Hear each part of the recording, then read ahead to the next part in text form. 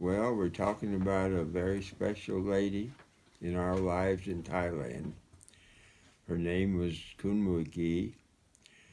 When we met her at our church there, the Chacheng Sao Baptist Church, which was um, basically a Chinese church, but the kids all went to Thai school, and so it had become more of a Thai language church. And the first time I really got to know her at all was when there were several of the folks that had made professions of faith and hadn't been baptized yet. So I had the privilege early on of, as soon as we got our new building built after the fire, uh, we had a baptistry, and Muigee was about an 18-year-old young person, and she's one of the folks that I baptized that day. Well, when we got uh, our first term, we had another lady that helped us when we moved out to Chacheng Sao from Bangkok after we finished language school. But when we went back in 1963 after our first furlough, we didn't have any help lined up. And somebody in the church, I forgot who it was, said that Muigee was looking for work and was a very responsible person, even though she was quite young. And so we decided to hire her as our helper. And she was very efficient. She did the cleaning and some cooking and the clothes washing, and just an all around good helper. And she didn't live on the premises. We did have a building in the back with some storage space and a room for a helper. Her family lived there in town, and so but we assigned her this room. I mean, for her own room, and she could get some rest during the day when she needed to, when she had her work finished, and have a little time to herself, peace and quiet out there. And there was another kitchen in that with the typical Thai charcoal pot to cook over. And she made some of her very delicious meals out there, and trained our son how to make some of them when he was back visiting us in '92. So she worked for us basically from '63 to '93, and whenever we'd be in the States on furlough, she would either work for another missionary family or some other foreigners in our town there. Most of the time, we were the only American family in this city of about 40,000 people, the capital, provincial capital of Chacheng Sao province. And Muigee, uh, when she first came to work, one reason we needed some help is because Maxine was sick with some strange nodules on her leg that finally required us to go back to the States for a few months to have those checked out and find out the treatment for them. But she would come up to the bedroom because the doctors had told my wife to stay in the bed as much as she could. And I know some of the foreign dishes now, when it was Chinese food and some of the Thai dishes we liked, she knew how to cook those already. So we would have those quite often. But if it was some kind of an American style food, Maxine had a Betty Crocker cookbook, and Muigee would come up to the bedroom and look at the pictures, and Maxine would explain to her. And as long as our oldest daughter, Ruth Ann, was still at home up through the seventh grade, and Maxine was able to teach the kids even in bed, help them with their studies and all. But Ruth Ann would come up and be in on the discussion, so she would work with Muigee or help her really with some of the cooking, and that was a good experience for her. So over the years, Muigee just became almost like part of the family, and she would go home in the evening and stay at home at night, and then come back to work about 8 o'clock in the morning. Maxine and I would usually fix our own breakfast, and she would be doing some of her other chores there at the house, and she would often help with the cooking for lunch and leave us a salad or some kind of dish that we could eat easily at night. And she was a tremendous help. She loved to. She and Maxine loved to work together when we had company, which was pretty often. Whenever we had new missionaries come to the field, we would have them out for orientation in our city, in our part of the country, and have special meal for them. And Muigee made some dishes that nobody else seemed to be able to make as well. And so that was always a big hit with our company. And she learned to do, like, say, taco salads and other American type food also. And a lot of times we would have visiting Thai pastors and co-workers that would come to eat with us.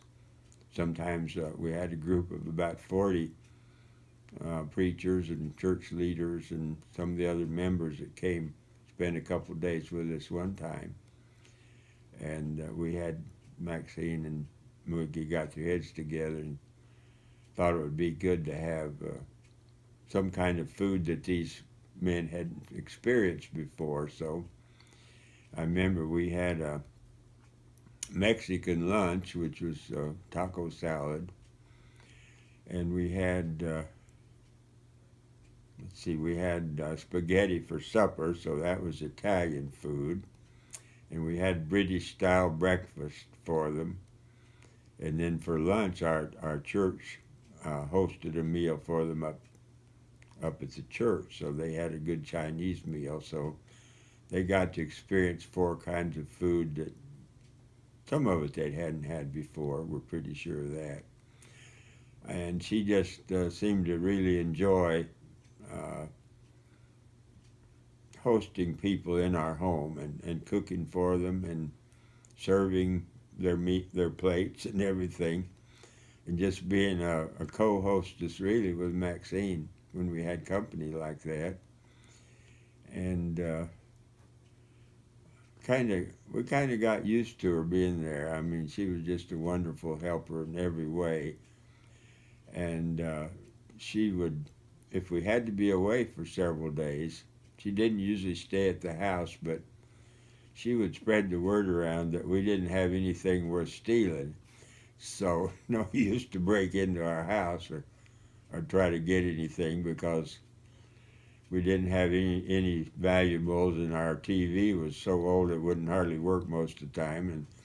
And so she gave us some good propaganda out like that, you know, to help folk not be so interested in maybe trying to break into our house, which we didn't have that problem. We had lost a couple bikes one time, was about all we had lost. And she was knew the community. She was a wonderful help if we needed a repairman for whether it was the water lines or the electricity, or if something was broke down with the water pump, something like that. She knew the right repairman to contact, and I think she talked price with them a little bit too before they got to the house, so they never tried to charge us more than what was fair. And another thing that she enjoyed, we helped her. It wasn't very expensive, but we helped her take a course in fixing hair. You know, I forget what the right word is, but anyhow, like a beautician. And so, and she had a good friend that cut hair in the market. So when it was time for Maxine's new permanent, she and Muigee would go to see the other lady and get her hair cut. And Muigee was right there to supervise. And then when they got to the house, she put in the home perm for Maxine, which looked very nice all the time, I'll have to say. And then if there was a special meal, a wedding dinner or something like that, if we got there first, we would save her a seat, and if she got there first, she'd save us a couple seats. And when people bragged on Maxine's hair, well, that was always gave her a special joy, it seemed like. So it was a very close relationship in a lot of ways, and I realized after she'd worked for us quite a while, we tried to pay her at least the going rate or better, but I got to thinking that after we retired, she may not have much income, so we figured out a way to give her enough money to make a deposit in the bank and let it be building up interest, and so she would have some income to help her after we left. And when we left to retire back in the States, we didn't have any other missionaries scheduled to go there. Uh, they were needed in less developed places, and so we left the house. We sold a few things, but the appliances, the kitchen appliances, refrigerator and stove, we gave those to Muigee, and the mission hired her to keep check on the house and keep it reasonably clean, if somebody else should come or if it was to be sold, whatever. So she in addition to what little salary she got for that, she did make a lot of different kinds of kanome, which is like donuts and cookies and things that she could sell there at a little stand she had on the street corner. And I think that brought her a little bit of income, and they were very good donuts. I tested them out for her before that, and they were very edible. Well, we did retire. We had gone to Thailand in '58 and done language school and moved out to Chachoengsao in 1960 and lived there until '65, and we moved out to the hospital town, which had been built in the meantime and opened in '63, and Muigee came out, and we had a room for her to live out there because that was about 20 miles from her hometown. And so she worked for us out there and made some new Thai friends out there, the other girls that worked for the other families. And then in 1970, we were asked to go in and serve at the Baptist Student Center for 3 years. The folks that had been working there had the husband had gotten sick and they needed to come back to the States. So we went there to fill in, and at first her mother didn't want her to go to Bangkok. She wanted her to be home closer by. And so we had another lady that cooked for us for a short time, but this started in March, and at Christmas time, some other missionaries who had been helping out at the church in Chachoengsao had a Christmas party at their house for the church members from Chachoengsao. So Muigee was in the group that night, and she looked us up there at the friend's house where we were at the party also, and asked if she could come back to work. She said that she and her mother had talked about it, and they figured out a way that she could work 3 days a week for us. So she would come in on Sunday afternoon and go to the market Monday morning early and buy enough food to prepare for us for the week. And she would cook, and then we would have this food. And by, Monday, Tuesday, on Wednesday, I think was when she'd go back home and spend the rest of the week with her mother, and then come back at the beginning of the next week. So that worked out real good, and we had a room in the little back building from our rented house for her to stay at. So she stayed with us most of the time, and like I said, on furlough, when we were on furlough, she would work with other missionary families or with other Americans that might be government people or Peace Corps, people like that would be in Chachoengsao. I'm trying to think of, well, one of the sad things, received word from her friends, one of our pastor friends and other friends in the church, that after we had been away for probably about 5 years, she had had a sudden heart attack and was rushed to the hospital there and just lived a short time. So I guess she would have been about right about 50 years old at that time, maybe a little bit younger than that. But we had, just in case we needed them, we had bought a couple cemetery plots out at the hospital town. And we had turned them over to one of our Thai pastor friends that worked at the hospital and told him if there were needy families, that needed a plot or two, that just to make it available for them. And so it wound up that Muigee used one of our plots, and then her younger brother took sick, or had been sick for quite a while, and when he died, he was able to have the other plot. So her family was quite poor. Her father had had leprosy at one time, and still he wasn't able to work very much, and so we were thankful that these plots could be used by our very special friend.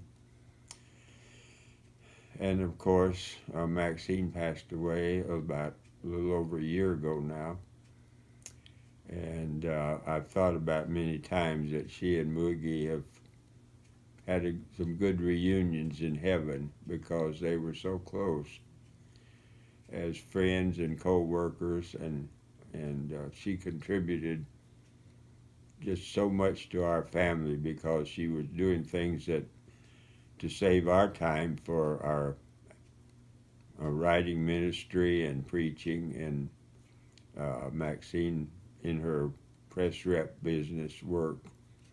It just made it possible for us to work long hours at those jobs because Muigee was taking care of a lot of the home duties there that we would have had to do otherwise. So as it's turned out now, it's kind of not especially connected with her, but when it was evident that we wouldn't have any other missionaries available to go there, or that it wasn't necessarily the best place for them, the church had asked to purchase our home, our mission residence there.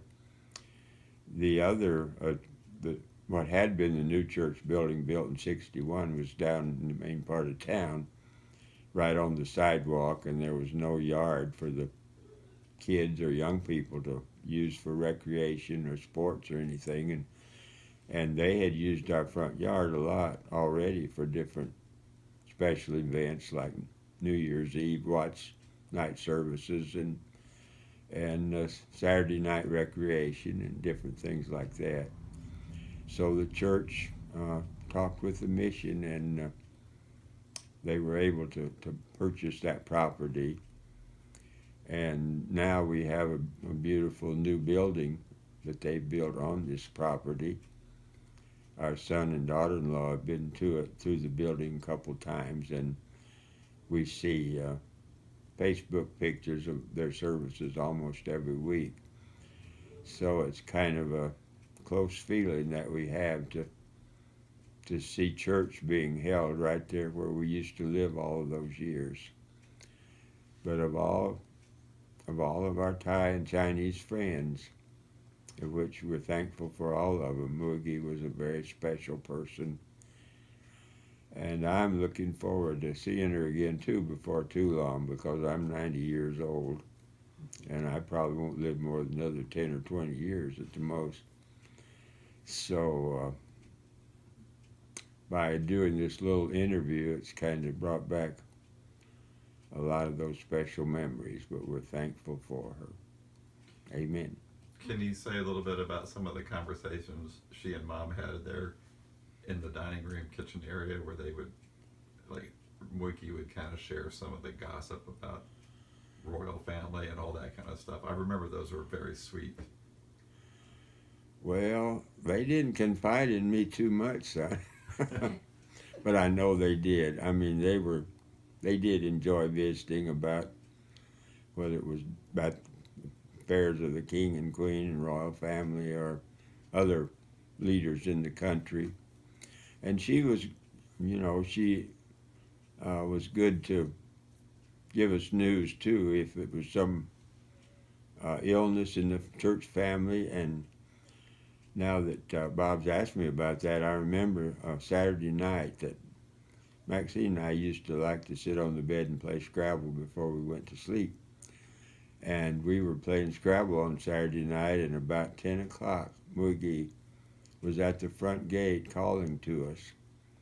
And I went down to see what was going on, and she said that I was needed at the church, that the young people, some of them had been on a trip on Children's Day down to a seaport town where they'd gone to have some fresh fish.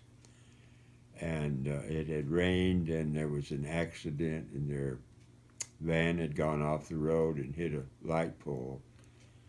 And the daughter of one of our leading members had been killed in that accident.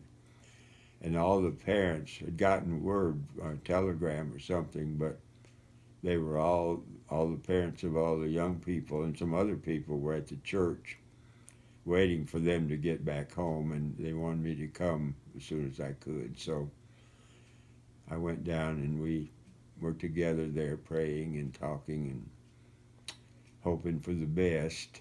And then, of course, we did find out that it was true that Khun Muigee's daughter, his second daughter, I can't think of her name right now, but she had been killed in the accident. She's about an 18-year-old girl, just a sweet girl. And it was a very sad time, but Muigee was there grieving with the rest of us and helping to console some of the other people. And we had 3 nights, as we usually did, 3 nights of funeral service. And the church honored me by letting me preach those 3 nights, and because I'd worked with the young people quite a bit. And I remember praying about the message about this girl, that the Lord had a job for her to do in heaven, and this seemed to comfort her family. But Muigee was a working member of the church. He was not one to be up in front and leading the service and even singing in the choir. But if there was a meal, which we had on Christmas Day, or the Sunday next to Christmas, we always celebrated with a noodle dish that the Chinese people said was a birthday dish, and they were long noodles, which were to signify long life and blessing to the birthday person. And since Christmas was Jesus' birthday, we decided, and the whole church voted, that we would have that meal for Christmas Day. Well, several of the ladies and 1 or 2 of the men would be over at the church that Sunday morning. We had just a little bit of space out behind the bottom floor of the church where they could, with concrete floor, where they could do cooking with the big woks that they had and all. And Muigee was always one of the first ones there to pitch in and to help prepare the food. So she was much of a Martha type, I would say, in always being there and ready to do her part. And the night the church had a send-off for us on a Sunday night, our last Sunday night in Thailand, she was one of the main ones that was helping cook the food, and as we lined up sort of buffet style, she was the one that wanted to serve our plates. So that was a very special memory, and I'm about to lose it here, so I think that's about all I'm going to say for now.